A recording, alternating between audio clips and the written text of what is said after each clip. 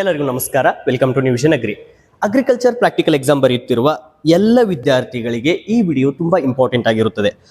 Agriculture practical exam ಅಂದರೆ ಏನು, ಅದರ ಸಿಲೆಬಸ್ ಏನು, ಎಕ್ಸಾಮ್ ಎಷ್ಟು ಮಾರ್ಕ್ಸಿಂದ ಇರುತ್ತೆ, ಇದು ಕನ್ನಡ ಮತ್ತು ಇಂಗ್ಲೀಷಲ್ಲಿ ಎರಡರಲ್ಲೂ ಇರುತ್ತಾ, ಇದರ ರ್ಯಾಂಕಿಂಗ್ ಯಾವ ರೀತಿ ಬರುತ್ತೆ, ಇದರ ಬಗ್ಗೆ ಕಂಪ್ಲೀಟ್ ಇನ್ಫಾರ್ಮೇಷನ್ ಅನ್ನು ನಾವು ಈ ವಿಡಿಯೋದಲ್ಲಿ ನೋಡಿಕೊಳ್ಳುತ್ತೇವೆ.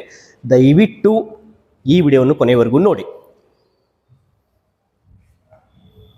ಓಕೆ, ವಿಡಿಯೋ ಸ್ಟಾರ್ಟ್ ಮಾಡೋದಕ್ಕಿಂತ ಮೊದಲು ಈ ಡೇಟ್ಗಳನ್ನು ದಯವಿಟ್ಟು ಕರೆಕ್ಟಾಗಿ ನೆನಪಿಟ್ಟುಕೊಳ್ಳಿ. First, agriculture practical examination date ಈ ವರ್ಷ 2025ಕ್ಕೆ ಅಗ್ರಿಕಲ್ಚರ್ ಪ್ರಾಕ್ಟಿಕಲ್ ಎಕ್ಸಾಮಿನೇಷನ್ ಡೇಟ್ ಬಂದ್ಬಿಟ್ಟು ಅಗ್ರಿಕಲ್ಚರ್ ಪ್ರಾಕ್ಟಿಕಲ್ ಎಕ್ಸಾಮ್ ಏಪ್ರಿಲ್ 29ಕ್ಕಿದೆ. April 29 and agriculture practical exam ಬರೀಬೇಕು ಅಂತ ಇರುವ ವಿದ್ಯಾರ್ಥಿಗಳು ಇದರ ಡಾಕ್ಯುಮೆಂಟ್ ವೆರಿಫಿಕೇಷನ್ಗೆ ಆನ್ಲೈನಲ್ಲಿ ಮಾಡಬೇಕು. ಸೊ ಆನ್ಲೈನ್ ಡಾಕ್ಯುಮೆಂಟ್ ವೆರಿಫಿಕೇಶನ್ ಇರುತ್ತೆ. So online document verification, mode of verification online ಇರುತ್ತೆ. Upload of documents agri practical ಎಕ್ಸಾಮ್ಗೆ ಎಲಿಜಿಬಲ್ ಆಗಬೇಕು ಅಂದರೆ ಏಪ್ರಿಲ್ 1ರಿಂದ 15, ನಿಮ್ಮ ಬೋರ್ಡ್ ಎಕ್ಸಾಮಿನೇಷನ್ ಮುಗಿದ ತಕ್ಷಣ ಏಪ್ರಿಲ್ 1ರಿಂದ ಏಪ್ರಿಲ್ 15ರವರೆಗೆ, ಏಪ್ರಿಲ್ 1ರಿಂದ 15ರವರೆಗೆ ಡಾಕ್ಯುಮೆಂಟ್ ವೆರಿಫಿಕೇಶನ್ ಕೊಟ್ಟಿದ್ದಾರೆ. ಡಾಕ್ಯುಮೆಂಟ್ ವೆರಿಫಿಕೇಶನ್ ಆನ್ಲೈನ್ ಇರುತ್ತೆ. ಸೊ ಡಾಕ್ಯುಮೆಂಟ್ ರಿಲೇಟೆಡ್ ವಿಡಿಯೋವನ್ನು ನಾವು ಆಲ್ರೆಡಿ ಮಾಡಿದ್ದೀವಿ, ಕಂಪ್ಲೀಟ್ ವಿಡಿಯೋವನ್ನು. ಸೊ ನೀವು ನಮ್ಮ ಚಾನಲಲ್ಲಿ ಆ ಡಾಕ್ಯುಮೆಂಟ್ ವೆರಿಫಿಕೇಶನ್ ಪ್ರೊಸೆಸ್ ಬಗ್ಗೆ ಕಂಪ್ಲೀಟ್ ವಿಡಿಯೋನ ನೋಡಿಕೊಳ್ಳಬಹುದು. ಆ್ಯಂಡ್ ಅಗ್ರಿ ಪ್ರಾಕ್ಟಿಕಲ್ ಎಕ್ಸಾಮಿನೇಷನ್ ಬಂದು ಏಪ್ರಿಲ್ 29ಕ್ಕಿದೆ. ಸೊ ನೀವು ಕಂಪಲ್ಸರಿ ಎಕ್ಸಾಮ್ ಬರೀಬೇಕಂದ್ರೆ, ಅಗ್ರಿ ಪ್ರಾಕ್ಟಿಕಲ್ ಎಕ್ಸಾಮ್ ಬರೀಬೇಕು ಅಂದರೆ ಡಾಕ್ಯುಮೆಂಟ್ ವೆರಿಫಿಕೇಶನ್ಗೆ ಅಟೆಂಡ್ ಆಗಬೇಕು. ಸೊ ವೆರಿಫಿಕೇಶನ್ ಪ್ರೊಸೆಸ್ ಏನಿದೆ ಆನ್ಲೈನ್ ಇದೆ. ಈಗ ಎಷ್ಟೋ ವಿದ್ಯಾರ್ಥಿಗಳು ಅಗ್ರಿ ಪ್ರಾಕ್ಟಿಕಲ್ ಎಕ್ಸಾಮ್ಗೆ ಪ್ರಿಪೇರ್ ಆಗಬೇಕಂತ ಇರ್ತೀರಾ. ಸೊ ನಮ್ಮ ನ್ಯೂವಿಷನ್ ತಂಡದ ವತಿಯಿಂದ ನ್ಯೂವಿಷನ್ ಅಗ್ರಿ ಆ್ಯಪನ್ನು ಲಾಂಚ್ ಮಾಡಿದ್ದೀವಿ. ಈ ನಮ್ಮ ಆ್ಯಪಿನ ಲಿಂಕನ್ನು ನಾವು ಡಿಸ್ಕ್ರಿಪ್ಷನಲ್ಲಿ ಕೊಟ್ಟಿರ್ತೀವಿ. ಅದನ್ನು ಡೌನ್ಲೋಡ್ ಮಾಡಿಕೊಂಡು ನೀವು ನಮ್ಮ ಆನ್ಲೈನ್ ಕ್ಲಾಸ್ಗಳನ್ನು ಪಡೆದುಕೊಳ್ಳಬಹುದು. ನಮ್ಮ ಆನ್ಲೈನ್ ಕ್ಲಾಸಸ್ನ ವಿಶೇಷತೆ ಏನು ಅಂತಂದರೆ recorded classes plus live classes ಎಲ್ಲನೂ ಇರುತ್ತೆ. ನೀವು ಯಾವುದೇ ಬಿಡುವಿನ ಸಮಯದಲ್ಲಿ, ನಿಮ್ಮ CET ನೀಟ್ ಕ್ಲಾಸ್ಗಳು ನಡೀತಾ ಇರ್ತವೆ, ನಿಮ್ಮ ಫ್ರೀ ಸಮಯದಲ್ಲಿ ನೀವು ನಮ್ಮ ಆ್ಯಪನ್ನು ಬಳಸಿಕೊಳ್ಳಬಹುದು. ಇದಕ್ಕೆ ಯಾವುದೇ ಟೈಮ್ ರಿಸ್ಟ್ರಿಕ್ಷನ್ಸ್ ಇರೋದಿಲ್ಲ. ಆ್ಯಂಡ್ ಅನ್ಲಿಮಿಟೆಡ್ ಮಾಕ್ ಟೆಸ್ಟ್ಗಳ ಅಟೆಂಪ್ಟ್ಸ್ ಕೊಟ್ಟಿರ್ತೀವಿ. ಅದನ್ನು ಬಳಸಿಕೊಂಡು ನೀವು ಒಳ್ಳೆ ಸ್ಕೋರನ್ನು ಮಾಡ್ಬೋದು. ನಮ್ಮ ಆ್ಯಪನ್ನು ಬಳಸಿಕೊಂಡು ಎಷ್ಟೋ ವಿದ್ಯಾರ್ಥಿಗಳು 180+ ಸ್ಕೋರನ್ನು ಮಾಡಿದ್ದಾರೆ. ನೀವು ಕೂಡ ನಮ್ಮ ಆ್ಯಪನ್ನು ಬಳಸಿ 180+ ಸ್ಕೋರನ್ನು ಮಾಡಬಹುದು. And this is the result of our last year classes. Last year ಎಷ್ಟೋ ವಿದ್ಯಾರ್ಥಿಗಳು ಸ್ಟೇಟ್ ರ್ಯಾಂಕಲ್ಲಿ ಬಂದಿದ್ದಾರೆ ನಮ್ಮ ಆ್ಯಪನ್ನು ಬಳಸಿ. So coming to the main topic ಏನು, ವಾಟ್ ಈಸ್ ಅಗ್ರಿ ಕೋಟಾ? ಎಷ್ಟೋ ಜನಕ್ಕೆ ಗೊತ್ತಿರುತ್ತೆ what is agri practical examination. ಸ್ವಲ್ಪ ಜನಕ್ಕೆ ಪ್ರಶ್ನೆ ಇರುತ್ತೆ, ಸರ್ ನಾನು BSc ಅಗ್ರಿ ವೆಟರ್ನರಿ ಮಾಡಬೇಕಂದ್ರೆ ಅಗ್ರಿ ಪ್ರಾಕ್ಟಿಕಲ್ ಎಕ್ಸಾಮ್ ಬರೀಲೇಬೇಕಾ? ಅಗ್ರಿ ಪ್ರಾಕ್ಟಿಕಲ್ ಎಕ್ಸಾಮ್ ಬರೀದೇ ಇದ್ದರೆ ನಾನು ಅಗ್ರಿಕಲ್ಚರ್ ವೆಟರ್ನರಿ ಮಾಡೋಕ್ಕಾಗಲ್ವಾ? ಈ ಪ್ರಶ್ನೆಗೆ ಉತ್ತರ ಏನು ಅಂತಂದರೆ, ಅಗ್ರಿ ಪ್ರಾಕ್ಟಿಕಲ್ ಎಕ್ಸಾಮ್ ಬರೆಯದೇ ಇದ್ದರೂ ನೀವು ಅಗ್ರಿಕಲ್ಚರ್ ವೆಟರ್ನರಿ ಮಾಡಬಹುದು. ಅದು ಹೇಗೆ ಅಂತಂದರೆ, ನಿಮ್ಮ ದ್ವಿತೀಯ PUC ಸೈನ್ಸ್ ಮುಗಿದ ತಕ್ಷಣ ಏನು CET ಎಕ್ಸಾಮ್ ಇರುತ್ತಲ್ಲ, ಏಪ್ರಿಲ್ 16 ಮತ್ತು 17ಕ್ಕೆ physics, chemistry, maths, bio CET exam, ಅದರಲ್ಲಿ ನೀವು ಒಳ್ಳೆಯ ಸ್ಕೋರನ್ನು ಮಾಡಿ ನೀವು ವೆಟರ್ನರಿ ಮತ್ತು ಅಗ್ರಿಕಲ್ಚರ್ ಕೋರ್ಸಸ್ಗೆ ಹೋಗಬಹುದು. So agriculture practical examination it is a separate examination. ಇದು ರಿಸರ್ವೇಷನ್ ಇದೆ. So what is agri practical examination, ಅದರ ರಿಸರ್ವೇಷನ್ ಏನು ಅನ್ನೋದನ್ನು ನಾವು ನೋಡಿಕೊಳ್ಳೋಣ. ಈಗ first, what is agri quota? ಎಲ್ಲರಿಗೂ ಒಂದು ಪ್ರಶ್ನೆ ಬರುತ್ತೆ, ಅಗ್ರಿ ಕೋಟಾ ಅಂದರೆ ಏನು? ಕರ್ನಾಟಕ ಸರ್ಕಾರ ರೈತರ ಮಕ್ಕಳಿಗಾಗಿ 50% ರಿಸರ್ವೇಷನ್ ಮಾಡಿದ್ದಾರೆ. ಫಾರ್ಮ್ ಸೈನ್ಸ್ ಕೋರ್ಸಸ್ ಅಂದರೆ ವೆಟರ್ನರಿ, ಅಗ್ರಿಕಲ್ಚರ್, ಹಾರ್ಟಿಕಲ್ಚರ್ ಮುಂತಾದ ಫಾರ್ಮ್ ಸೈನ್ಸ್ ಕೋರ್ಸಸ್ಗಳಿಗಾಗಿ 50% ರಿಸರ್ವೇಷನ್ ಮಾಡಿದ್ದಾರೆ. ಸೊ ಕರ್ನಾಟಕದ ಏನು ಸೀಟ್ಗಳಲ್ಲಿ ಇರುತ್ತೆ ಫಾರ್ಮ್ ಸೈನ್ಸಲ್ಲಿ, ಅದರಲ್ಲಿ 50% ರಿಸರ್ವೇಷನ್ ಯಾರಿಗಿರುತ್ತೆ? ರೈತರ ಮಕ್ಕಳಿಗಾಗಿ. ಸೊ ಈ ಪ್ರಾಕ್ಟಿಕಲ್ ಎಕ್ಸಾಮಿನೇಷನ್ನ ಯಾರು ಬರೀಬಹುದು ಅಂತ ಅನ್ನೋದನ್ನ ನಾವು ನೋಡಿಕೊಳ್ಳೋಣ. ಫಸ್ಟು, ಚಿಲ್ಡ್ರನ್ ಆಫ್ ಅಗ್ರಿಕಲ್ಚರಿಸ್ಟ್ ಅಂದರೆ ರೈತರ ಮಕ್ಕಳು. ಸೊ ಚಿಲ್ಡ್ರನ್ ಆಫ್ ಅಗ್ರಿಕಲ್ಚರಿಸ್ಟ್ ರೈತರ ಮಕ್ಕಳು ಬರೀಬಹುದು. ಚಿಲ್ಡ್ರನ್ ಆಫ್ ಅಗ್ರಿಕಲ್ಚರ್ ಲೇಬರರ್, ಸ್ವಲ್ಪ ಜನದ ಅಗ್ರಿಕಲ್ಚರ್ ಲ್ಯಾಂಡ್ ಇರೋದಿಲ್ಲ, ಅವರು ಕೃಷಿ ಕಾರ್ಮಿಕರಿರ್ತಾರೆ, ಬೇರೆಯವರ ಹೊಲದಲ್ಲಿ ದುಡಿತಿರ್ತಾರೆ, ಕೂಲಿ ಕಾರ್ಮಿಕರಿರ್ತಾರೆ, ಬೇರೆಯವರ ಹೊಲದಲ್ಲಿ ಕೆಲಸ ಮಾಡ್ತಿರ್ತಾರೆ, ಅಥವಾ ಅಗ್ರಿಕಲ್ಚರ್ ಆಕ್ಟಿವಿಟಿಯಿಂದ ಮೀನುಗಾರಿಕೆ, ಹೈನುಗಾರಿಕೆ ಮುಂತಾದ ಕೃಷಿ ಸಂಬಂಧಿತ ಕಾರ್ಯಗಳಿಂದ ಅವರ ಇನ್ಕಮ್ ಬರುತ್ತಿರುತ್ತೆ. ಅವರು ಕೂಡ ಅಗ್ರಿ ಪ್ರಾಕ್ಟಿಕಲ್ ಎಕ್ಸಾಮ್ ಬರೀಬಹುದು ಅಗ್ರಿಕಲ್ಚರ್ ಲೇಬರ್ ಆಗಿ. Next, children of those working in private, government, business sector whose major source of income is from agriculture only. ಅಂದರೆ ಸ್ವಲ್ಪ ಜನ ಏನು ಮಾಡುತ್ತೆ, ಗೌರ್ಮೆಂಟ್ ಜಾಬ್ ಇರುತ್ತೆ ಅಥವಾ ಪ್ರೈವೇಟ್ ಜಾಬ್ ಇರುತ್ತೆ, ಎನಿ ಅಡಿಷನಲ್ ಬಿಸ್ನೆಸ್ ಇರುತ್ತೆ, ಅವರು ಕೂಡ ಅಗ್ರಿಕಲ್ಚರ್ ಎಕ್ಸಾಮ್ ಬರೀಬಹುದು. ಆದರೆ ಅವರ ಇನ್ಕಮ್ ಏನಿರುತ್ತೆ ಅಗ್ರಿಕಲ್ಚರಿಂದ ಅದು ಜಾಸ್ತಿ ಬರಬೇಕು. ಈಗ ನಿಮಗೆ ಕಂಡೀಷನ್ ಕ್ಲಿಯರ್ ಆಗಿರ್ಬೋದು. ಒಂದು, ರೈತರ ಮಕ್ಕಳಿಗಾಗಿ ಅಗ್ರಿಕಲ್ಚರ್ ಲ್ಯಾಂಡ್ ಇದ್ದವರು, ಇಲ್ಲ ಅಂತಂದರೆ ಬೇರೆಯವ್ರ ಹೊಲದಲ್ಲಿ ನಾವು ದುಡಿತೀವಿ ಅಗ್ರಿಕಲ್ಚರ್ ಲೇಬರ್ ಅಂತ. ಆ್ಯಂಡ್ ಮೂರನೇದು, government job, private job R any other source of business and income ಅವರು ಬರೀಬಹುದು. ಆದರೆ ಅವರಿಗೆ ಕಂಡೀಷನ್ ಏನಂತಂದ್ರೆ major source of income agriculture ಇಂದ ಬರಬೇಕು. ಅಂದ್ರೆ ಕೃಷಿಯ ಆದಾಯ ಎಲ್ಲ ಆದಾಯಕ್ಕಿಂತ ಜಾಸ್ತಿ ಇರಬೇಕು. ಈ ಅಗ್ರಿಕೋಟದ ಮೇನ್ ಉದ್ದೇಶ ಅಥವಾ ಮುಖ್ಯ ಉದ್ದೇಶ ಏನು ಅಂತಂದ್ರೆ ಕೃಷಿ ಆದಾಯ ಮೂಲವಾಗಿರಬೇಕು. The main source of income should be agriculture. ಆ ರೀತಿ ಇದ್ದಾಗ ಮಾತ್ರ ಅಗ್ರಿಕಲ್ಚರ್ ಪ್ರಾಕ್ಟಿಕಲ್ ಎಕ್ಸಾಮ್ ಬರೆಯಬಹುದು. Okay, coming to the next one. ಈಗೇನಂತಂದ್ರೆ ಅಗ್ರಿಕಲ್ಚರ್ ಪ್ರಾಕ್ಟಿಕಲ್ ಎಕ್ಸಾಮಿನೇಷನ್ ಎಷ್ಟು ಮಾರ್ಕ್ಸ್ ಇಂದ ಇರುತ್ತೆ? ಅಗ್ರಿಕಲ್ಚರ್ ಪ್ರಾಕ್ಟಿಕಲ್ ಎಕ್ಸಾಮಿನೇಷನ್ ಬಗ್ಗೆ ಕಂಪ್ಲೀಟ್ ಡೀಟೇಲ್ಸ್ ನೋಡೋಣ. The first thing, agriculture practical examination ಬಂದ್ಬಿಟ್ಟು ಇದು ಆಫ್ಲೈನ್ ಎಕ್ಸಾಮ್ ಇರುತ್ತೆ.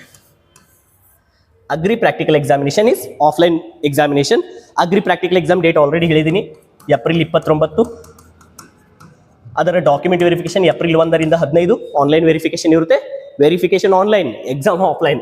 ಓಕೆ, ನೆಕ್ಸ್ಟ್ ಎಷ್ಟು ಮಾರ್ಕ್ಸ್ ಇಂದ ಎಕ್ಸಾಮಿನೇಷನ್ ಇರುತ್ತೆ ಅಂತಂದ್ರೆ it's a 200 marks examination. 200 marks examination, 200 ಮಾರ್ಕ್ಸಿನ ಎಕ್ಸಾಮ್.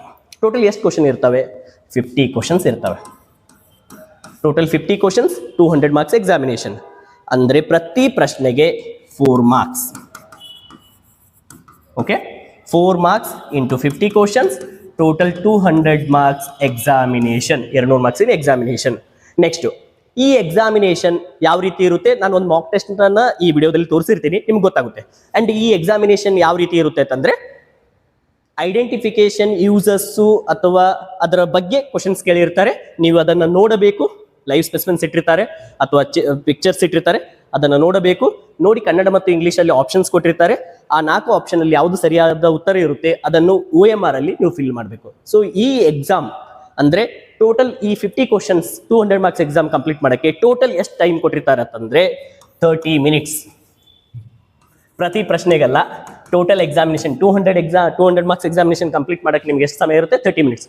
ಅಂದರೆ ಪ್ರತಿ ಪ್ರಶ್ನೆಗೆ you are going to get 30 second. ಅಂದರೆ 30 ಸೆಕೆಂಡಲ್ಲಿ ನೀವು ಪ್ರಶ್ನೆಯನ್ನು ಓದಬೇಕು, 4 ಆಪ್ಷನ್ಸ್ಗಳನ್ನು ನೋಡಬೇಕು, ಸರಿಯಾದ ಉತ್ತರವನ್ನು ಸೆಲೆಕ್ಟ್ ಮಾಡಿ OMR ಅಲ್ಲಿ ಫಿಲ್ ಮಾಡಬೇಕು. ಇದಕ್ಕೆಲ್ಲ ಟೈಮ್ ಇರೋದೆಷ್ಟು? 30 ಸೆಕೆಂಡ್. ಪ್ರತಿ ಪ್ರಶ್ನೆಗೆ 30 second, total examination 30 minute. Okay, ಈಗ ನೀವು ಅಂತೀರಾ ಸರ್ ನಾನು 1ನೇ ಪ್ರಶ್ನೆ ಬರೀತೀನಿ, 1ನೇ ಪ್ರಶ್ನೆ ಬರೆಯುವಾಗ ನನಗೆ ಈ ಪ್ರಶ್ನೆ ಬಂದಿಲ್ಲ, I will move to the second question ಅಂತ ನೀವು ಅಂತೀರ. ಸೊ ಆ ಸಮಯದಲ್ಲಿ ಆ ರೀತಿ ಆಗೋದಿಲ್ಲ. ಯಾಕಂದ್ರೆ ಅಗ್ರಿಕಲ್ಚರ್ ಪ್ರಾಕ್ಟಿಕಲ್ ಎಕ್ಸಾಮಿನೇಷನ್ ಹೆಂಗಿರುತ್ತೆ ಅಂದ್ರೆ ಸೀಕ್ವೆನ್ಸ್ ಆರ್ಡರ್ಲಿ ಇರುತ್ತೆ. ಸಪೋಸ್ ನೀವು 1ನೇ ಪ್ರಶ್ನೆ ಬರೆದ ತಕ್ಷಣ 2ನೇ ಪ್ರಶ್ನೆಗೆ ಹೋಗ್ತೀರಾ, 2ನೇ ಪ್ರಶ್ನೆ ಬರೆದ ಮೇಲೆ 3ನೇ ಪ್ರಶ್ನೆಗೆ 1 2 3 4 ಸೀಕ್ವೆನ್ಸ್ ಅಲ್ಲಿ 50 ಕ್ವಶನ್ಸ್ ಇರ್ತವೆ. ಸಪೋಸ್ ನೀವು 1ನೇ ಪ್ರಶ್ನೆ ಬರೆದಿಲ್ಲ, 5ನೇ ಪ್ರಶ್ನೆ ಬರೆಯುವಾಗ ನೀವು suppose if you think that you are attempting 5th question, ನಾನು 4ನೇ ಪ್ರಶ್ನೆ ಬರ್ದಿಲ್ಲ ಅಂತೇಳಿ ವಾಪಸ್ ಬರೆಯೋಕ್ಕಾಗಲ್ಲ.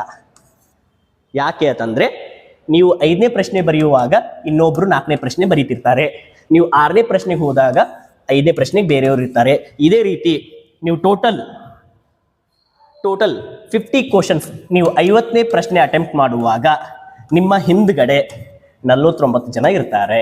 ಸೊ ಪ್ರಾಕ್ಟಿಕಲ್ ಎಕ್ಸಾಮಿನೇಷನ್ ಆ ಕ್ವಶನ್ಸ್ ಬರೆಯುವಾಗ 1ನೇ ಕ್ವಶನ್ ಬರೆಯುವಾಗ ಅವಾಗಲೇ ಕಂಪ್ಲೀಟ್ ಮಾಡಬೇಕು. You have to move to the second question, third question sequence ಅಲ್ಲಿನೇ ಇರುತ್ತೆ. ಸೊ ನೀವು ಮೊದಲೇ ಕ್ವಶನ್ ಬರ್ದಿಲ್ಲ ಅಂತೇಳಿ ವಾಪಸ್ ಹೋಗೋಕೆ ಆಗೋದಿಲ್ಲ.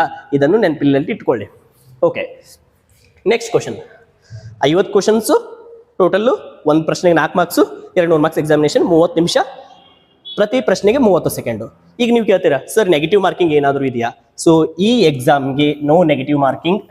ಇದೊಂದು ಒಳ್ಳೆ ಖುಷಿ ವಿಷಯ. ಓಕೆ, ಸೊ ಮತ್ತೆ ನೀವು 50 ಕ್ವಶನಲ್ಲಿ ಇದು ಬರಲ್ಲ ಅಂಥೇಳಿ ಖಾಲಿ ಬಿಟ್ಟು ಬರಕ್ಕೆ ಹೋಗಬೇಡಿ. ಸೊ ಯಾವುದೇ ನೆಗೆಟಿವ್ ಮಾರ್ಕಿಂಗ್ ಇರಲ್ಲ. ಸೊ 50 ಪ್ರಶ್ನೆಗೆ 50 ಟೋಟಲ್ 50 ಕ್ವಶನ್ಸ್ಗೆ ಸರಿಯಾಗಿ ಗುಂಡುಗಳನ್ನು ಹಾಕಿ. ಸೊ 50 ಪ್ರಶ್ನೆಗಳನ್ನು ಅಟೆಂಪ್ಟ್ ಮಾಡಿ, ಯಾವುದೇ ನೆಗೆಟಿವ್ ಮಾರ್ಕಿಂಗ್ ಇರಲ್ಲ, ನೋ ಲಾಸ್. ಓಕೆ, ಸೊ ಸರಿಯಾದ ಉತ್ತರಕ್ಕೆ 4 ಮಾರ್ಕ್ಸು, ತಪ್ಪಾದ ಉತ್ತರಕ್ಕೆ ನೋ ನೆಗೆಟಿವ್ ಮಾರ್ಕಿಂಗ್ ಇರೋದಿಲ್ಲ. Okay, so right answer 4 marks, total 50 questions, 200 marks. Okay, ಒಂದು ಪ್ರಶ್ನೆ ತಪ್ಪಾದರೆ, ಒಂದು ಕ್ವಶನ್ ಲಾಸ್ ಆದರೆ ಅಂದರೆ ಎಷ್ಟು ಮಾರ್ಕ್ಸ್ ಹೋಯ್ತು? 4 ಮಾರ್ಕ್ಸ್ ಹೋಯ್ತು. ಈಗ 200 ಮಾರ್ಕ್ಸಿಗೆ ಎಷ್ಟು ಮಾರ್ಕ್ಸ್ ತೊಗೊಳ್ಬೇಕು? ಈಗ ಪ್ರಶ್ನೆ ಏನು? 200 ಮಾರ್ಕ್ಸಿಗೆ ನಾವು ಎಷ್ಟು ಪ್ರಶ್ನೆ ತೊಗೋಬೇಕು? 200 ಮಾರ್ಕ್ಸಿಗೆ ಎಷ್ಟು ಮಾರ್ಕ್ಸನ್ನು ತೊಗೋಬೇಕು ಅದನ್ನು ನಾವು ಡಿಸ್ಕಸ್ ಮಾಡೋಣ. ಆದರೆ ಅದಕ್ಕಿಂತ ಮೊದಲು ಅಗ್ರಿ ಪ್ರಾಕ್ಟಿಕಲ್ ಎಕ್ಸಾಮ್ 200 ಮಾರ್ಕ್ಸಿಗೆ ಎಷ್ಟು ಮಾರ್ಕ್ಸ್ ತೊಗೊಂಡ್ರೆ ನಾವು ಪಾಸ್ ಅಂತಂದರೆ ಸೀಟ್ ಸಿಗೋದಲ್ಲ. 200 ಮಾರ್ಕ್ಸ್ಗೆ ಮಿನಿಮಮ್ ಇಷ್ಟು ಮಾರ್ಕ್ಸ್ ತೊಗೋಬೇಕು. ಎಕ್ಸಾಂಪಲ್ PUC 21 ಮಾರ್ಕ್ಸ್ ತೊಗೋಬೇಕು, ಫಿಸಿಕ್ಸು 70ಕ್ಕೆ, ಕೆಮಿಸ್ಟ್ರಿ 21 ತಗೋಬೇಕು. ಅಂದರೆ ಪಾಸ್ ಆಗಕ್ಕೆ ಎಷ್ಟು ಮಾರ್ಕ್ಸ್ ಬೇಕು? ಸೊ ಪಾಸ್ ಆಗಕ್ಕೆ 200ಕ್ಕೆ ಮಿನಿಮಮ್ 100 ಮಾರ್ಕ್ಸ್ ತಗೋಬೇಕು. ಮಿನಿಮಮ್ 100 ಮಾರ್ಕ್ಸ್ ತಗೋಬೇಕು. 200ಗೆ 100 ಮಾರ್ಕ್ಸ್ ತಗೊಂಡ್ರೆ ಅಂದರೆ 50 ಪ್ರಶ್ನೆಗೆ 25 ಪ್ರಶ್ನೆಗಳನ್ನು ಸರಿ ಮಾಡಿದ್ರೆ 100 ಮಾರ್ಕ್ಸ್ ಬರುತ್ತೆ. 100 ಮಾರ್ಕ್ಸ್ ಬಂದರೆ ನಿಮ್ಮ ಅಗ್ರಿ ರ್ಯಾಂಕಿಂಗ್ ಬರುತ್ತೆ. ಆದರೆ ಸೀಟ್ ಸಿಗೋದಲ್ಲ. ಅದು just you are eligible to get the ranking. ನಿಮ್ಮ ರ್ಯಾಂಕಿಂಗ್ ಬರುತ್ತೆ, ಆದರೆ ಸೀಟ್ ಸಿಗೋದಲ್ಲ. ಸೀಟ್ ಸಿಗಬೇಕಂದ್ರೆ ಎಷ್ಟು ರ್ಯಾಂಕಿಂಗ್ ಬೇಕು ಅದನ್ನು ನಾವು ಡಿಸ್ಕಸ್ ಮಾಡೋಣ. Okay, coming. So agri practical examination ಈ ಡೀಟೇಲ್ಸ್ ಆಯಿತು. ಈ ಅಗ್ರಿ ಪ್ರಾಕ್ಟಿಕಲ್ ಎಕ್ಸಾಮ್ಗೆ ಸಿಲೆಬಸ್ ಏನು, ಏನೆಲ್ಲ ಕ್ವಶನ್ಸ್ ಕೇಳ್ತಾರೆ, what are the questions they are going to ask in the agri practical examination, ಅದನ್ನು ನೋಡೋಣ. ಈ ಅಗ್ರಿ ಪ್ರಾಕ್ಟಿಕಲ್ ಎಕ್ಸಾಮ್ ಬಂದ್ಬಿಟ್ಟು ಕರ್ನಾಟಕದಲ್ಲಿ ಟೋಟಲ್ 17 ಸೆಂಟರ್ಸ್ ಇದಾವೆ. 17 ಸೆಂಟರ್ಸ್ ಎಲ್ಲೆಲ್ಲಿ? GKVK ಬೆಂಗಳೂರು, ರಾಯಚೂರು, ಶಿವಮೊಗ್ಗ, ಹಾಸನ, ಬಿಜಾಪುರ, ಧಾರವಾಡ, ನೆಕ್ಸ್ಟ್ ಗುಲ್ಬರ್ಗದಲ್ಲಿದೆ, ಭೀಮರಾಯನಗುಡಿಯಲ್ಲಿದೆ, ಮಂಗಳೂರಲ್ಲಿದೆ, ಮತ್ತೆ ಮಂಡ್ಯದಲ್ಲಿದೆ, ಮುಂತಾದ ಸೆಂಟರ್ಗಳು. ಈ ರೀತಿ ಕರ್ನಾಟಕದಲ್ಲಿ ಟೋಟಲ್ 17 ಸೆಂಟರ್ಸ್ ಇದಾವೆ. ಈ 17 ಸೆಂಟರ್ಗಳಲ್ಲಿ ಕ್ವಶನ್ ಪೇಪರ್ ಸೇಮ್ ಇರೋದಿಲ್ಲ, ನಿಮ್ಮ ಗಮನದಲ್ಲಿರಲಿ. Agri practical examination question paper is not same to each centre. Agri paper is different to each centre. ಪ್ರತಿ ಸೆಂಟರ್ಗೆ ಬೇರೆ ಬೇರೆ ಕ್ವಶನ್ ಪೇಪರ್ ಇರುತ್ತೆ, ಡಿಫ್ರೆಂಟ್ ಕ್ವಶನ್ ಪೇಪರ್. 17 ಸೆಂಟರ್ಗೆ ಬೇರೆ ಬೇರೆ ಕ್ವಶನ್ ಪೇಪರ್. CET ಆದರೆ ಇಡೀ ಕರ್ನಾಟಕ ಒಂದೇ ಕ್ವಶನ್ ಪೇಪರ್, ಆದರೆ ಅಗ್ರಿ ಎಕ್ಸಾಮ್ ಬಂದ್ಬಿಟ್ಟು ಇಡೀ ಕರ್ನಾಟಕಕ್ಕೆ ಬೇರೆ ಬೇರೆ ಇರುತ್ತೆ. ಸೊ ಇದರ ಪ್ರಶ್ನೆಗಳು ಮೂಲತಃ ಯಾವ ರೀತಿ ಇರ್ತವೆ ಅಂತಂದ್ರೆ ಆ ಏರಿಯಾಕ್ಕೆ ಸಂಬಂಧಪಟ್ಟ, ಆ ಯೂನಿವರ್ಸಿಟಿಗೆ ಸಂಬಂಧಪಟ್ಟ ಅಥವಾ ಏರಿಯಾಗೆ ಸಂಬಂಧಪಟ್ಟ ಪ್ರಶ್ನೆಗಳು ಜಾಸ್ತಿ ಇರ್ತವೆ. So coming to the syllabus, mainly ಏನೇನು ಕ್ವಶನ್ಸ್ ಕೇಳ್ತಾರೆ ಅಂತಂದ್ರೆ, ಫಸ್ಟ್ ಟೈಪಾಲಜಿ ಆಫ್ ಕ್ವಶನ್ಸ್, ಅಂದ್ರೆ ಕ್ವಶನ್ಸ್ ಯಾವ ರೀತಿ ಬರ್ತವೆ. Mainly identification questions. ಐಡೆಂಟಿಫಿಕೇಶನ್, ಒಂದು ಚಿತ್ರ ಕೊಟ್ಟಿರ್ತಾರೆ ಅಥವಾ ಸ್ಪೆಸಿಮೆನ್ ಇಟ್ಟಿರ್ತಾರೆ, ಅದನ್ನು ಗುರುತಿಸಬೇಕು. ಕ್ವಶನ್ ಸಿಲೆಬಸ್ ಏನೇನು ಬರುತ್ತೆ? ಅಗ್ರಿಕಲ್ಚರ್ ಮೇಲೆ ಕ್ವಶನ್ಸ್ ಇರ್ತವೆ, ಹಾರ್ಟಿಕಲ್ಚರ್ ಮೇಲೆ ಕ್ವಶನ್ಸ್ ಕೇಳಿರ್ತಾರೆ, agriculture, horticulture. Next animal husbandry. Animal husbandry ಅಂದರೆ ವೆಟರ್ನರಿ ಕೋರ್ಸಸ್, ವೆಟರ್ನರಿ ಬಗ್ಗೆ ಕ್ವಶನ್ಸ್ ಇರ್ತವೆ. Agriculture, horticulture, animal husbandry and others ಅಲ್ಲಿ ಮತ್ತೆ ಬೇರೆ ಬೇರೆ ಕ್ವಶನ್ಸ್ ಬರ್ತವೆ. ಸೊ ಇದು ಕಮಿಂಗ್ ಟು ದ ಸಿಲೆಬಸ್ ಅಂತಂದ್ರೆ ಇದಕ್ಕೆ ಯಾವುದೇ ರೀತಿ ಫಿಕ್ಸ್ಡ್ ಸಿಲೆಬಸ್ ಇಲ್ಲ. ಓಕೆ, ಅಗ್ರಿಕಲ್ಚರ್ ರಿಲೇಟೆಡ್ ಈ ಎಲ್ಲ ಕಾನ್ಸೆಪ್ಟ್ಸ್ ಅಲ್ಲಿ ಅವರಿಗೆ ಸಂಬಂಧಪಟ್ಟ ಅಥವಾ ಮೇಜರ್ ಇಂಪಾರ್ಟೆಂಟ್ ಕ್ವಶನ್ಸ್ ಅನ್ನ ಕೇಳ್ತಾರೆ. So coming to the syllabus ಅಲ್ಲಿ ಯಾವ ರೀತಿ ಕ್ವಶನ್ಸ್ ಬರುವುದು, some of the sample questions ಅನ್ನ ನಾನು ತೋರಿಸಿರ್ತೀನಿ. These are related to all over Karnataka. Okay,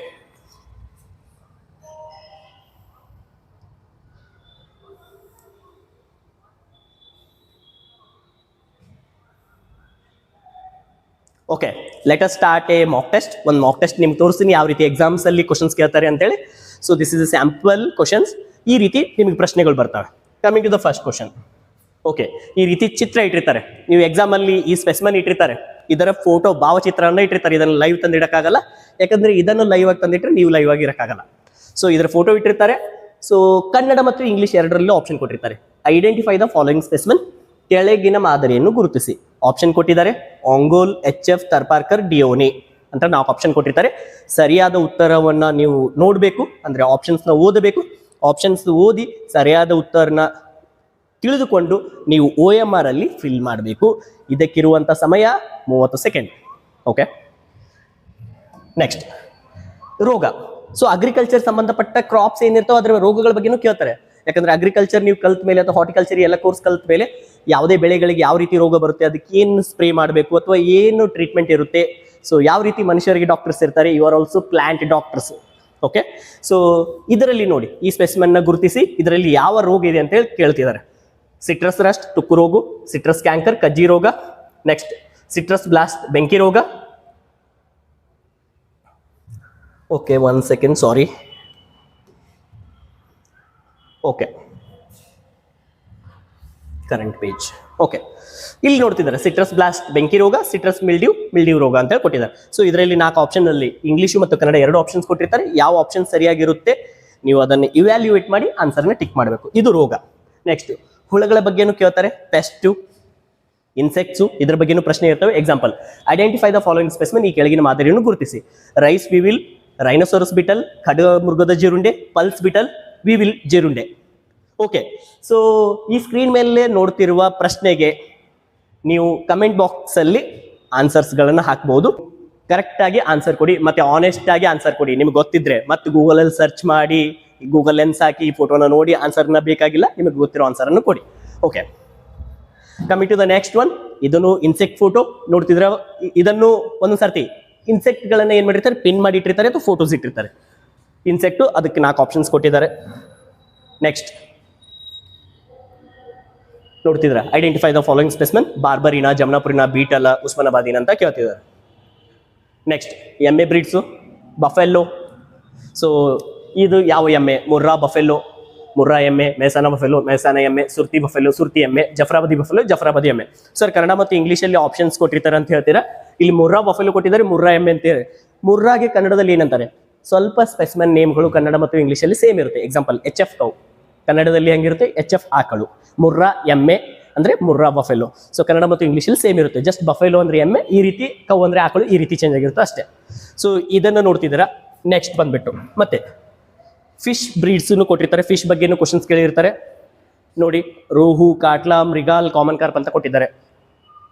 next crops, plants.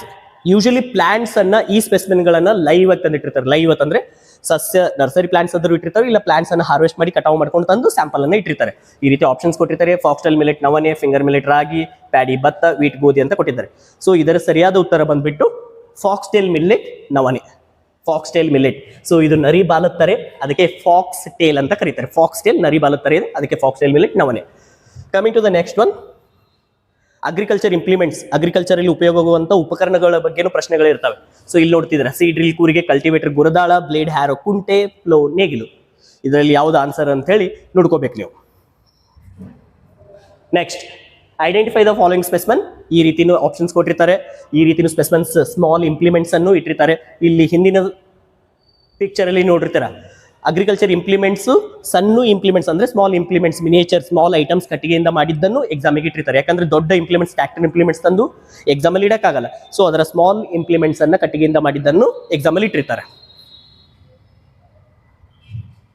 Okay, plants, nursery plants ಈ ರೀತಿ ತಂದು ಇಟ್ಟಿರ್ತಾರೆ. ಸರ್ ಇದಕ್ಕೆ ಆನ್ಸರ್ಸ್ಗಳನ್ನ, ಇದು ಮಾಕ್ ಟೆಸ್ಟ್, ನೀವೇ ಆನ್ಸರ್ಗಳನ್ನು ಗುರುತು ಮಾಡಿಕೊಂಡ್ರೆ ಈಸಿ ಆಗುತ್ತೆ.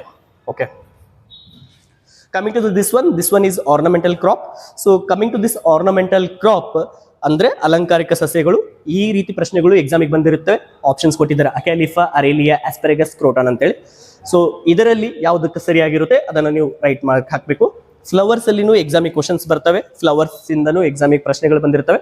ಸೊ ಈ 4 ಆಪ್ಷನ್ಸ್ ನೋಡಿರ್ತಾರೆ. ಈ 4 ಆಪ್ಷನ್ಸ್ಗಳಲ್ಲಿ ಸರಿಯಾದ ಉತ್ತರವನ್ನು OMRF ಇದು ಮಾಡಬೇಕು. ಓಕೆ, ಈ coming to the very important part ಏನು ಅಂತಂದ್ರೆ, so coming to the first question. So 200 ಮಾರ್ಕ್ಸ್ಗೆ ಔಟ್ ಆಫ್ 200 ಮಾರ್ಕ್ಸ್ ಎಷ್ಟು ಸ್ಕೋರ್ ಬರಬೇಕು? ರೀಸೆಂಟ್ ಎಕ್ಸಾಮಿನೇಷನ್ ಅಥವಾ ರೀಸೆಂಟ್ ಕಟ್ ಆಫ್ ನೋಡಿದ್ರೆ ನಿಮಗೆ ವೆಟರ್ನರಿ ಬೇಕು ಅಥವಾ ಅಗ್ರಿಕಲ್ಚರ್ ಬೇಕು ಅಂತಂದ್ರೆ ಒಳ್ಳೆಯ ಸ್ಕೋರ್ ಎಷ್ಟು ಅಂತಂದ್ರೆ 200ಗೆ 180 ಪ್ಲಸ್ ಸ್ಕೋರ್ ಆಗಿರಬೇಕು. 180 ಪ್ಲಸ್ ಸ್ಕೋರ್ ಆಗಿರಬೇಕು 200ಗೆ. ಯಾಕಂತಂದ್ರೆ ಅಗ್ರಿಕಲ್ಚರ್ ಪ್ರಾಕ್ಟಿಕಲ್ ಎಕ್ಸಾಮಿಗೆ ಕಾಂಪಿಟೇಷನ್ ತುಂಬಾ ಜಾಸ್ತಿ ಇರುತ್ತೆ. 50% ರಿಸರ್ವೇಷನ್ ಇರುತ್ತೆ. ಅಂಡ್ ನಂಬರ್ ಆಫ್ ಸೀಟ್ಸ್, ಯಾಕಂದ್ರೆ ಕರ್ನಾಟಕದಲ್ಲಿ ಅಗ್ರಿಕಲ್ಚರ್ ಸೀಟು, ವೆಟರ್ನರಿ ಸೀಟ್ ಇವೆಲ್ಲ ಗೌರ್ಮೆಂಟ್ ಇರುತ್ತೆ. ಸೊ ಕಾಂಪಿಟೇಷನ್ ತುಂಬಾ ಜಾಸ್ತಿ, ಸೀಟ್ಸ್ಗಳು ಕಡಿಮೆ ಇರುತ್ತೆ. ಸೊ 200 ಮಾರ್ಕ್ಸಿಗೆ ಟೋಟಲ್ ನೀವು 100 ಮಾರ್ಕ್ಸ್ ತಗೊಂಡ್ರೆ ನಿಮ್ಮ ರ್ಯಾಂಕಿಂಗ್ ಬರುತ್ತೆ. 180 ಪ್ಲಸ್ ಸ್ಕೋರು ಒಳ್ಳೆಯ ಸ್ಕೋರು, ಇದರಿಂದ ನಿಮಗೆ ಸೀಟ್ ಸಿಗೋ ಚಾನ್ಸಸ್ ಜಾಸ್ತಿ ಆಗುತ್ತೆ. ಸರ್ 180 ಪ್ಲಸ್ನೇ ತಗೋಬೇಕಾ ಅಂತ ಹೇಳಿ ನೀವು ಪ್ರಶ್ನೆ ಮಾಡಬೇಡಿ. ಸೊ ನಿಮ್ಮ CET ಇದರಲ್ಲಿ ನಿಮ್ಮ ರ್ಯಾಂಕಿಂಗ್ ಯಾವ್ದು ಆಧಾರದ ಮೇಲೆ ಬರುತ್ತೆ ಅದನ್ನು ನಾನು ಹೇಳ್ತೀನಿ, ನಿಮ್ಗೆ ಗೊತ್ತಾಗುತ್ತೆ. So first one, agri practical exam ಬರ್ದವರಿಗೆ, ಅಂದ್ರೆ ನೀವು ಅಗ್ರಿ ಪ್ರಾಕ್ಟಿಕಲ್ ಎಕ್ಸಾಮ್ ಬರೀತಿದ್ದೀರಾ. ಅಂಡ್ ಇನ್ನೊಂದು ನಾ ಹೇಳ್ತಿದ್ದೀನಿ, ಅಗ್ರಿ ಪ್ರಾಕ್ಟಿಕಲ್ ಎಕ್ಸಾಮ್ ಇಲ್ಲದೇನು ನೀವು ಅಗ್ರಿ ವೆಟರ್ನರಿ ಹೋಗ್ಬೋದು. ಅದು no agri exam. Okay, first no agri exam ಇದ್ದವರಿಗೆ ಹೋಗೋಣ. ಯಾಕಂದ್ರೆ ಎಷ್ಟೋ ವಿದ್ಯಾರ್ಥಿಗಳಿಗೆ ಗೊಂದಲ ಇರುತ್ತೆ ಮತ್ತು ಬೇಸರ ಮಾಡ್ಕೊಂಡಿರ್ತೀರಿ. ಸರ್ ನನ್ನ ಹತ್ರ ಅಗ್ರಿಕಲ್ಚರ್ ಲ್ಯಾಂಡ್ ಇಲ್ಲ, ನಾವು ಅಗ್ರಿ ಎಕ್ಸಾಮ್ ಬರೀತಿಲ್ಲ, ನಾವು ಅಗ್ರಿ ಮಾಡೋಕ್ಕಾಗಲ್ಲ, ವೆಟರ್ನರಿ ಮಾಡೋಕ್ಕಾಗಲ್ಲ. ಆ ರೀತಿ ಏನೂ ಇರೋದಿಲ್ಲ. ನೀವು CET ಮುಖಾಂತರ without agri practical exam, agri exam ಇಲ್ಲದೇನೋ CET ಮುಖಾಂತರ ಅಗ್ರಿ ವೆಟರ್ನರಿ ಮಾಡಬಹುದು. ಸೊ ಯಾವ ರೀತಿ? ಸೊ ಇದರಲ್ಲಿ 2 ಡಿಫರೆನ್ಶಿಯೇಟ್ ಬರುತ್ತೆ. ಒಂದು ವೆಟರ್ನರಿ ಅಂತ ಕನ್ಸಿಡರ್ ಮಾಡಿ, ಒಂದು agriculture and allied courses. Veterinary and agriculture allied courses. Agri and allied courses ಅಂದ್ರೆ agriculture, horticulture, forestry, fishery science, dairy technology, ಈ ಎಲ್ಲ courses agri and allied courses ಅಲ್ಲಿ ಬರುತ್ತೆ. ವೆಟರ್ನರಿ ಇದು ಒಂದು ಬೇರೆ. ಓಕೆ, ಟೋಟಲ್ 14 ಕೋರ್ಸಸ್ ಅಲ್ಲಿ ಈ 13 ಕೋರ್ಸಸ್ ಒಂದ್ ಕಡೆ, ಈ ವೆಟರ್ನರಿ ಒಂದ್ ಕಡೆ. ಈಗ ಫಸ್ಟ್ ಏನಂತಂದ್ರೆ, you are not writing any practical examination. CET ಮುಖಾಂತರ ನೀವು ಈ ಕೋರ್ಸಸ್ಗೆ ಹೋಗಬೇಕು, ವೆಟರ್ನರಿ ಅಥವಾ ಈ 13 ಕೋರ್ಸ್ ಅಗ್ರಿ ಹಾರ್ಟಿಕಲ್ಚರ್ ಈ ಕೋರ್ಸಸ್ಗೆ ಹೋಗಬೇಕು. ಫಸ್ಟ್ ವೆಟರ್ನರಿ ನೀವು ಮಾಡಬೇಕು ಅಂದರೆ ನೋ ಪ್ರಾಕ್ಟಿಕಲ್ ಎಕ್ಸಾಮಿನೇಷನ್, ತಲೆಯಿಂದ ತೆಗೀರಿ ಅಲ್ಲಿವರೆಗೂ. CET ಮುಖಾಂತರ ನೀವು ವೆಟರ್ನರಿಗೆ ಹೋಗಬೇಕು. CET ಮುಖಾಂತರ ವೆಟರ್ನರಿಗೆ ಹೋಗಬೇಕು ಅಂದರೆ physics, chemistry, bio, that is 100%, that is KCET. Agri practical exam ಬರೆದಿಲ್ಲ, ನೀವು CET ಮುಖಾಂತರ ವೆಟರ್ನರಿಗೆ ಹೋಗ್ತೀನಿ ಅಂತಂದರೆ ಫಿಸಿಕ್ಸ್, ಕೆಮಿಸ್ಟ್ರಿ, ಬಯೋ ಏನು CETಯಲ್ಲಿ ಸ್ಕೋರ್ ಮಾಡ್ತೀರಾ ಅದರ 100% ಅನ್ನು ಕನ್ಸಿಡರ್ ಮಾಡ್ತಾರೆ. ಓಕೆ, ಬೋರ್ಡ್ ಎಕ್ಸಾಮಿನೇಷನ್ ಕನ್ಸಿಡರ್ ಆಗಲ್ಲ ವೆಟರ್ನರಿಗೆ. ಓಕೆ, ನೀವು CETಯಲ್ಲಿ ಏನು ಫಿಸಿಕ್ಸು, ಕೆಮಿಸ್ಟ್ರಿ, ಬಯೋಲ್ಲಿ ಸ್ಕೋರ್ ಮಾಡ್ತೀರಾ ಅಂದರೆ 60, 60, 60, 180ಕ್ಕೆ ಎಷ್ಟು ಸ್ಕೋರ್ ಬರುತ್ತೆ ಅದರ ಆಧಾರದ ಮೇಲೆ ನಿಮ್ಮ ವೆಟರ್ನರಿ CET ರ್ಯಾಂಕಿಂಗ್ ಬರುತ್ತೆ. ಅದರ ಬೇಸಸ್ ಮೇಲೆ ನಿಮಗೆ ಸೀಟನ್ನು ಕೊಡ್ತಾರೆ. ಇದು ವೆಟರ್ನರಿ ಆಯಿತು. ಈಗ ನೆಕ್ಸ್ಟ್ ಬಂದ್ಬಿಟ್ಟು ಸಾರಿ ಎಲ್ಲನೇ ಹೋಗ್ಬಿಟ್ಟು screen. Okay, no problem. Agri exam and no agri exam.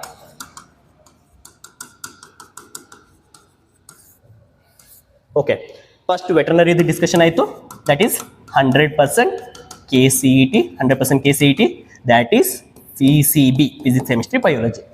Coming to the next is agri and allied ಅಂದರೆ ಹಾರ್ಟಿಕಲ್ಚರ್ ಉಳ್ಕಿದ ಕೋರ್ಸಸ್. ಸೊ ಇದಕ್ಕೆ ಯಾವ ರೀತಿ ರ್ಯಾಂಕಿಂಗ್ ಕೊಡ್ತಾರೆ? ನೀವು ಪ್ರಾಕ್ಟಿಕಲ್ ಎಕ್ಸಾಮ್ ಬರೀತಿಲ್ಲ CET ಮುಖಾಂತರ, ಇದರ ಆಪ್ಷನ್ಸ್ ಯಾವ ರೀತಿ ಬರುತ್ತೆ ಅಂದರೆ we call it as 50-50 model. ಏನು 50-50 ಮಾಡಲ್ ಅಂತಂದರೆ ಫಸ್ಟ್ ವೆಟರ್ನರಿ ರ್ಯಾಂಕಿಂಗ್ ಕೊಡುವಾಗ there is no consideration of board examination. Board exam result consider ಮಾಡಲ್ಲ ಅಂತಂದ್ರೆ ಫೇಲ್ ಆದ್ರೆ ನಡೆಯುತ್ತಾ? ಆ ರೀತಿ ಅಲ್ಲ. ಅದರ ಮಾರ್ಕ್ಸ್ ಎಷ್ಟು ತಗೊಂಡ್ರು ಅದನ್ನ ರ್ಯಾಂಕಿಂಗ್ ಕೊಡುವಾಗ ಅದನ್ನು ಬಳಕೆ ಮಾಡುವುದಿಲ್ಲ. ಆದ್ರೆ ಬೇಸಿಕ್ ಕಂಡೀಷನ್ ಏನು? PUC ಪಾಸ್ ಆಗಿರಬೇಕು. ಈ ಎಲ್ಲ ಕೋರ್ಸ್ ಮಾಡಬೇಕಂತಂದ್ರೆ ಫಸ್ಟ್ ಕಂಡೀಷನ್ ಏನಂತಂದ್ರೆ PUC ಪಾಸ್ ಆಗಿರಬೇಕು. ದ್ವಿತೀಯ PUC ಕಂಪ್ಲೀಟಾಗಿ ಪಾಸ್ ಆಗಿರಬೇಕು. PCMB ಆರ್ PCMC ಯಾವುದೇ ಇರಲಿ ನಿಮ್ಮದು ಕನ್ನಡ ಇಂಗ್ಲೀಷು, ಈ ಎಲ್ಲದಕ್ಕೂ ಫಸ್ಟ್ ಕಂಡೀಷನ್ ಏನಂದ್ರೆ PUC ಪಾಸ್ ಆಗಿರಬೇಕು. ಸೊ ವೆಟರ್ನರಿಗೆ ಮೇನ್ ರ್ಯಾಂಕಿಂಗ್ ಯಾವ ರೀತಿ ಕೊಡ್ತಾರೆ? 100% CET, that is physics, chemistry, bio.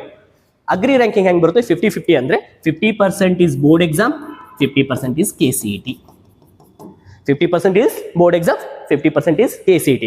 Board examination ಅಲ್ಲಿ ಯಾವ್ಯಾವ ಸಬ್ಜೆಕ್ಟ್ಸ್ ಅಂದರೆ PCMB, CET ಅಲ್ಲಿನೂ PCMB.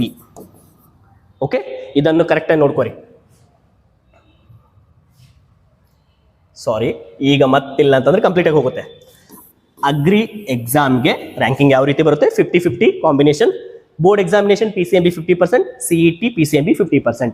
ಅಂದರೆ ಬೋರ್ಡ್ ಎಕ್ಸಾಮಲ್ಲಿ ಏನು ಸ್ಕೋರ್ ಮಾಡ್ತೀರಾ ಅದರ 50% PCMBಯಲ್ಲಿ, CETಯಲ್ಲಿ ಏನು PCMBಯಲ್ಲಿ ಸ್ಕೋರ್ ಮಾಡ್ತೀರಾ ಅದರ 50% ಅನ್ನ ಬಳಸಿ ಅಗ್ರಿ ರ್ಯಾಂಕಿಂಗ್ ಕೊಡ್ತಾರೆ. ಆ ಅಗ್ರಿ ರ್ಯಾಂಕಿಂಗ್ ಮುಖಾಂತರ ನೀವು BSc agri, horticulture, forestry, fishery science ಇವೆಲ್ಲ ಮಾಡ್ಬೋದು. ವೆಟರ್ನರಿ ರ್ಯಾಂಕಿಂಗ್ ಇಂದ ವೆಟರ್ನರಿ ಸೈನ್ಸ್ ಅಥವಾ BBSc AH ಅಂತ ಕರೀತಾರೆ, ಆ ಕೋರ್ಸನ್ನು ಮಾಡ್ಬೋದು. ಇದು ಯಾರಿಗೆ? ಅಗ್ರಿ ಎಕ್ಸಾಮ್ ಬರ್ದಿಲ್ಲ, KCET ಮುಖಾಂತರ ಹೋಗೋರಿಗೆ. ಓಕೆ, KCET ಮುಖಾಂತರ ಹೋಗೋರಿಗೆ.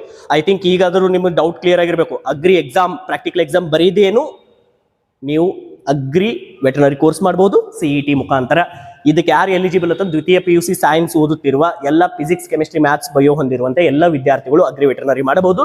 ಥ್ರೂ KCET ಎಕ್ಸಾಮಿನೇಷನ್ ನಿಮ್ಮ ಒಳ್ಳೆಯ ಸ್ಕೋರು ಫಿಸಿಕ್ಸ್, ಕೆಮಿಸ್ಟ್ರಿ, ಬಯೋ CETಯಲ್ಲಿ ಆದರೆ ವೆಟರ್ನರಿ ಹೋಗ್ಬೋದು. ಬೋರ್ಡ್ ಎಕ್ಸಾಮಲ್ಲಿ 50%, CETಯಲ್ಲಿ 50% PCMB ಆಧಾರದ ಮೇಲೆ ಅಗ್ರಿಕಲ್ಚರ್ ಅಂಡ್ ಅಲೈಡ್ ಕೋರ್ಸಸ್ ಹೋಗ್ಬೋದು.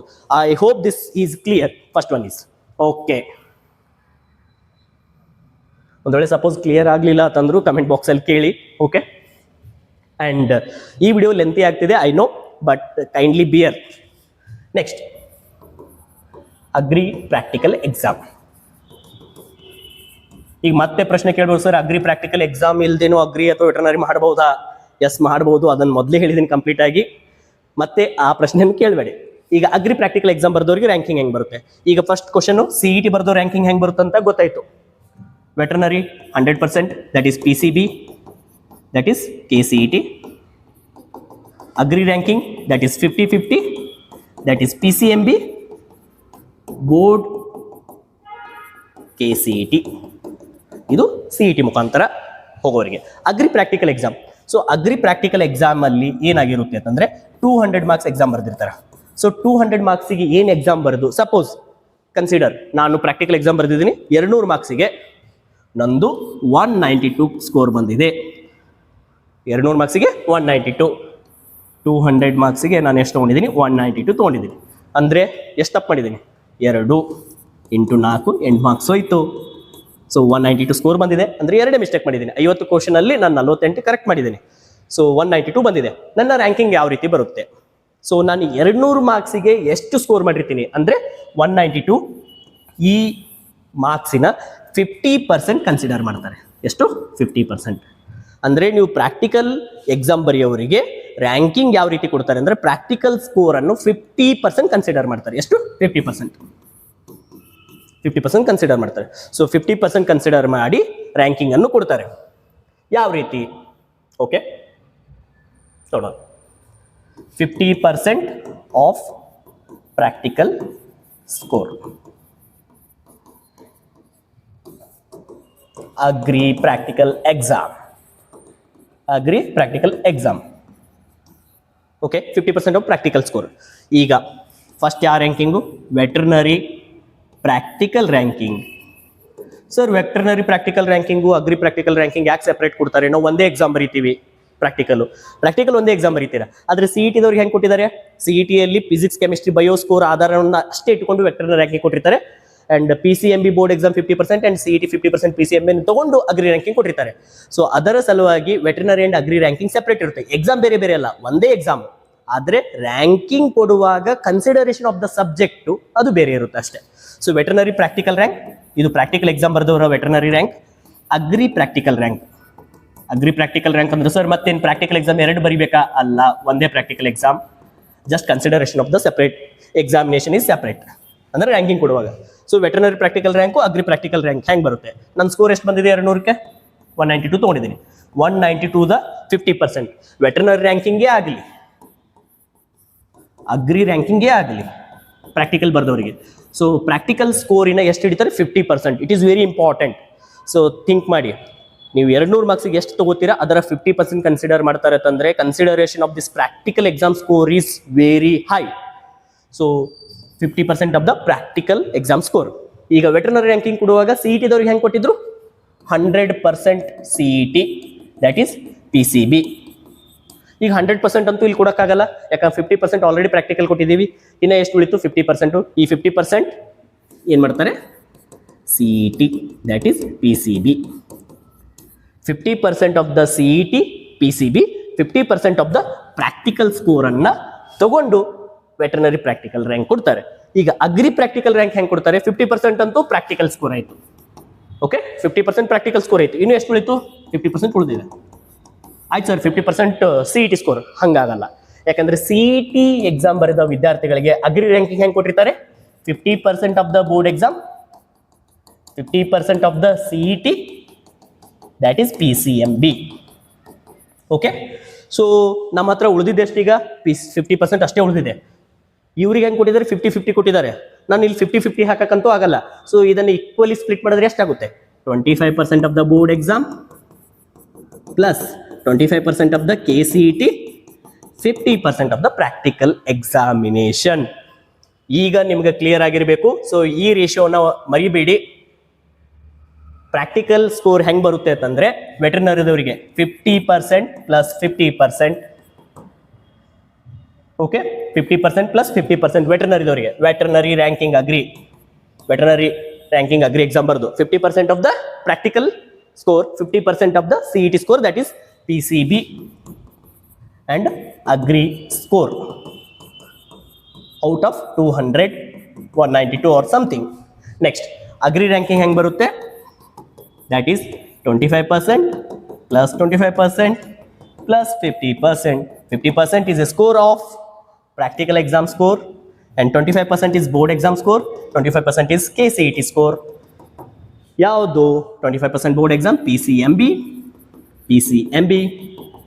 Here is PCB for veterinary. I hope ranking ಯಾವ ರೀತಿ ಬರುತ್ತೆ ಅಂತೇಳಿ ನಿಮಗೆ ಡೌಟ್ ಕ್ಲಿಯರ್ ಆಗಿರಬೇಕು. ಈಗ ಒಂದು ಪ್ರಶ್ನೆ ಇರುತ್ತೆ, ಸರ್ ಏನು ಸರ್ ವಿಡಿಯೋ ತುಂಬ ಲೆಂತಿ ಮಾಡ್ತಿದ್ರಿ. I know, I can understand, but ಈ ಇಂಪಾರ್ಟೆಂಟ್ ಇನ್ಫಾರ್ಮೇಷನ್ ತುಂಬ ಹೆಲ್ಪ್ ಆಗುತ್ತೆ ನಿಮಗೆ. ಈಗ ಸರ್ ಅಗ್ರಿ ಪ್ರಾಕ್ಟಿಕಲ್ ಎಕ್ಸಾಮ್ ಬರೆಯೋದ್ರಿಂದ ನನ್ಗೆ ಏನು ಹೆಲ್ಪ್ ಆಗುತ್ತೆ? What is the use of agri exam? ಈ ಒಂದು ಪ್ರಶ್ನೆ. No agri exam and agree exam. No agri exam ಮುಖಾಂತರ ಅಗ್ರಿ ವೆಟರ್ನರಿ ಮಾಡ್ಬೋದು ಥ್ರೋ CET. ಅಗ್ರಿ ಎಕ್ಸಾಮ್ ಅಂದರೆ ಪ್ರಾಕ್ಟಿಕಲ್ ಎಕ್ಸಾಮ್ ಬರೀತೀರಿ 2 ಮಾರ್ಕ್ಸಿಗೆ. ಈಗ ರಿಸರ್ವೇಷನ್ ಎಷ್ಟಿದೆ?